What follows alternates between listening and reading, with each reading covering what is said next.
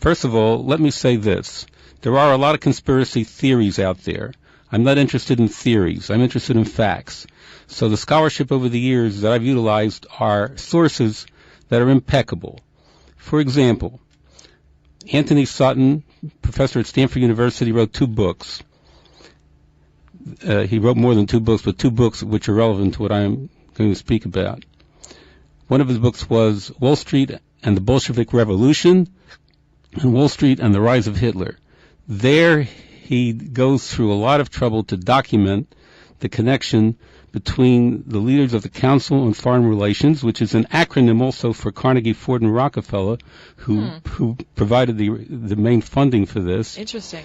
And he's a professor with impeccable credentials.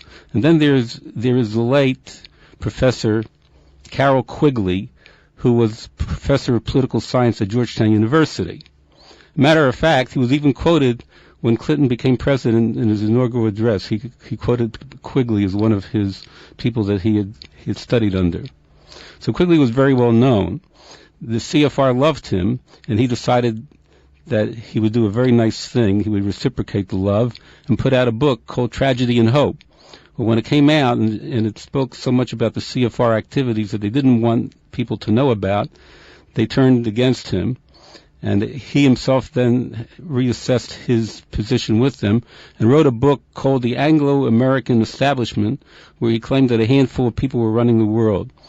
And those 2 books are impeccable as source material, but there's other impeccable source material, and that is the scholarly works that were put out by professors at Hebrew University to deal with what we call the Sabbatean conspiracy, which I'll go to in one moment in our history. Let me preface those remarks by saying that, as every Jew well knows, right out of the Haggadah, and every generation, they're out to destroy us, and every generation has its killers and persecutors of the Jews. In the 17th century, it was Chmielnitsky, who headed the Cossacks, who was out to destroy Jews and did terrible atrocities, killing hundreds of thousands of Jews in Poland. The atrocities were terrible, and to commemorate this terrible series of events, the Jews kept a fast day, the 20th day of Sivan, to commemorate this, which was this past Friday, commemorates the Chmielnitsky massacres. Today, it's no longer an active fast day, but it was observed for a few hundred years. In any event, on the 20th day of Sivan every year, the Vad Arba Rotzot, which is the Council for Lands, which is the biggest tribunal of its kind at that time, met once a year on this date and took up questions of Jewish law and other things. So these were very big rabbis, leaders of the community, who were on this Council of the Four Lands. The Council of Four Lands was backed up by no less than the King of Poland. It began in 1520 and lasted till 1764. It consisted of 30 rabbis, 15 of who were lay leaders and were rabbis, and the others were not lay leaders, they were full-time rabbis. They were dealing with a problem that was a byproduct of the Chmielnitsky massacres. What happened was, when the Jews were massacred like that, people were speaking again about redemption. We were looking around for redemption. And all of a sudden, a man by the name of Shabbatai Tzvi, who was born in 1626 and died in 1676, came along and said, "I am the Messiah." And he had a tremendous following. When it was realized that his following was so great and there would be problems, the Sultan, because Shabbatai Tzvi was from Izmir, came along and gave Shabbatai a choice. Either you die or convert to Islam. So he converted. Now, there were about 1 million followers prior to the conversion. When the conversion happened, then there was disillusionment among the Jews.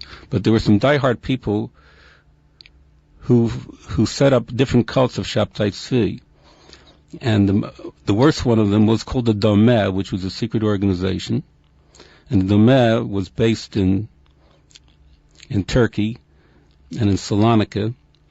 And the Domeh gave rise to these terrible orgies that went on, which became part of the immorality theology of Shabtai Tzvi, corrupted later on.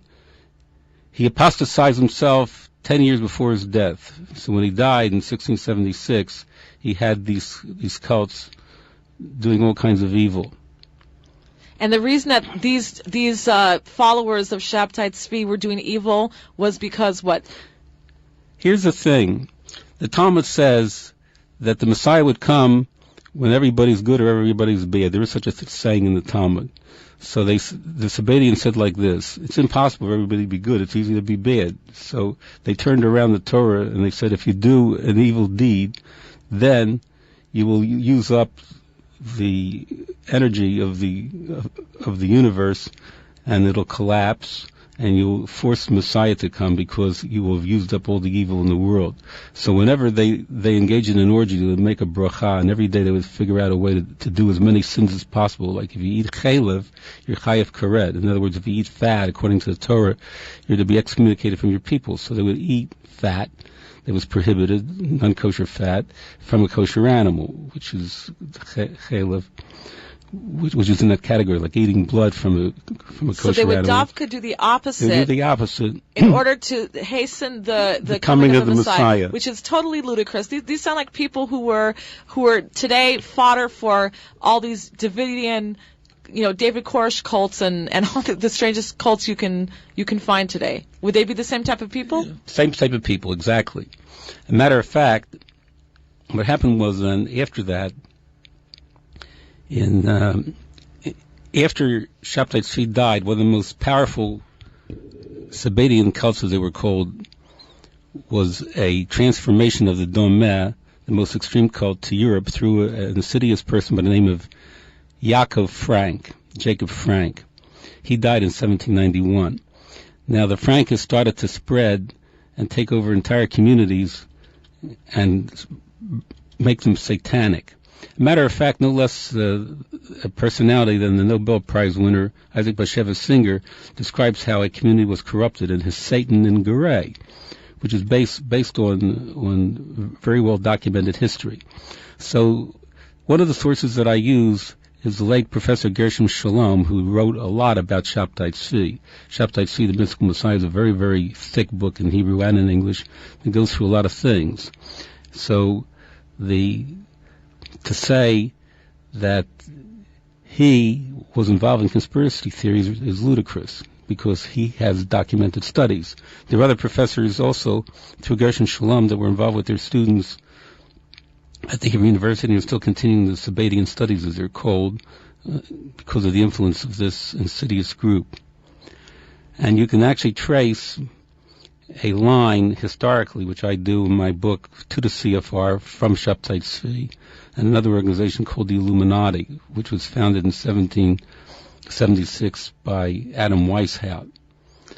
And they were involved also in the French Revolution, which is also well documented. So what you're saying is that there really does exist a new world order, that it's not a conspiracy theory, it's a conspiracy. And you're a scientist, so you only deal with facts. You don't like to go on hearsay or on jumping to conclusions. Only fact. You've done research and you come to the conclusion. You don't have to come to the conclusion. It's right there in front of you. You've gathered the facts to show that these are conspiracies that are going on in the world. There is indeed people working in a new world order to try to make this, to try to take over the world, power. That's what you're saying. Right, and there are so many books. So some of the professors at the time of Gershom Shalom was Jacob Katz. Professor Katz wrote a book called The Jews and Freemasonry, which gives a history of the interface between Jews and some of the cults that derived out of Shabtai Tzvi. But the next big cult that came from Shabtai Tzvi after the Domeh organization, which was in Turkey, the next big cult were the Frankists, as I mentioned with Jacob Frank. So Jacob Frank the Vad Arba Ratzah, the Council of Four Lands, wanted to deal with Frank, and they decided to have a big excommunication on the 20th of Sivan 250 years ago. And there, they made the following rulings. They said everybody that is a Frankist is to be excommunicated. From the Jewish people. From the Jewish people, bastards to the 10th generation, is what it said. And they prohibited people, because the Frankists were into Kabbalah, they prohibited the study of Kabbalah until you were 30 or 40 years old and you had a belly full, as they said, full of Talmud. Only then could you study the Kabbalah. Right. And they said they're women or whores. And they're hereby excommunicated from our people to the 10th generation. This is what the Council of Four Lands labeled the Frankists, right. Because they so deviated from Judaism and all that Judaism holds to be true and righteous. These people went off and made basically their own deformed religion, and so the Jews wanted nothing to do with them. They kicked them out. That is correct. Okay. Now, studying the Frankist family trees, there was a family called the Brushka, which is like first cousin of Jacob Frank. Gershom Scholem spent 6 months in Paris at the National Library to ferret out things about the French Revolution in connection with the Sabbateans. So you can't dispute this material. There's a direct line with the Jacobin Society and with the Illuminati. And Gershom Scholem writes concerning the Brushka, he said he was a member of the Illuminati, but he was devoted to Sabbatianism. Are there non-Jews that joined this Sabbatian cult? No, non-Jews did not join the Sabbatian cult, but the non-Jews did join the Illuminati. And they worked together, and you're saying that these two cults or organizations or whatever had planned and staged the French Revolution? Yes. They were involved in it, and Gershom Scholem proves it with the personality of the Brushka, who was taken and he was beheaded on the guillotine because of his involvement. Wasn't the French Revolution ultimately, I mean, forget about the beheadings because that was horrible, but wasn't it ultimately good? I mean, democracy came from that. You got rid of this, spoiled upper royal class, and the people took over. Wasn't that a positive thing? There were positive and good things about it. The question is, let's start assessing it from a spiritual side. After the French Revolution, there was the ascendancy of the reform and conservative movements. Interestingly enough, you start studying who the leaders were of the conservative reform, you'll find a direct line to the Sabbatian families in Europe of the Frankists. So they infiltrated back into Judaism and made these cut-off religions. They formed conservative and reformed Jewry. Right. Okay, because before that there was only Torah-observant Jews. You were a Jew, period. Right, and there was solidarity among all the Jews. After Shabtai Tzvi, you couldn't trust anybody anymore. Mm-hmm. Where is Shabtai Tzvi buried, by the way? He's buried in Albania. Do people go and visit his grave? I understand they do. It's a Sufi shrine. It's a Sufi shrine, which is Islam. Sufi is a Gnostic movement in Islam, which seemed to have been a tremendous influence on the Sabbatian movement. And the Sufi go all the way back in history, prior to even Islam.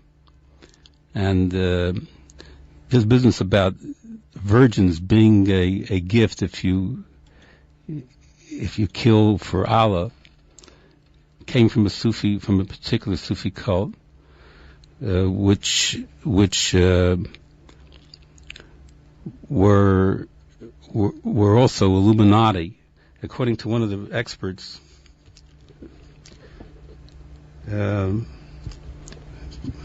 Spence, who wrote an encyclopedia on the occult, claims that one of the Sufi cults were the assassins.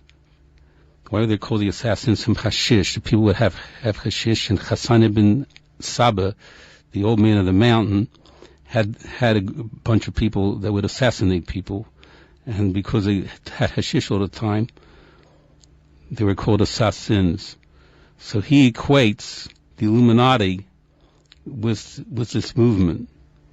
The old Illuminati prior to the 1776 organization of Illuminati. Now, Hassan ibn Sabah, being the old man of the mountain, as he was called, had a tremendous amount of influence in Islam. And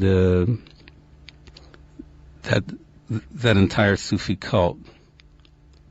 The interesting thing is that he set up these places where they smoke hashashin, were luscious grounds, beautiful, luxurious places with lots of grass and flowers and fruits, and virgins.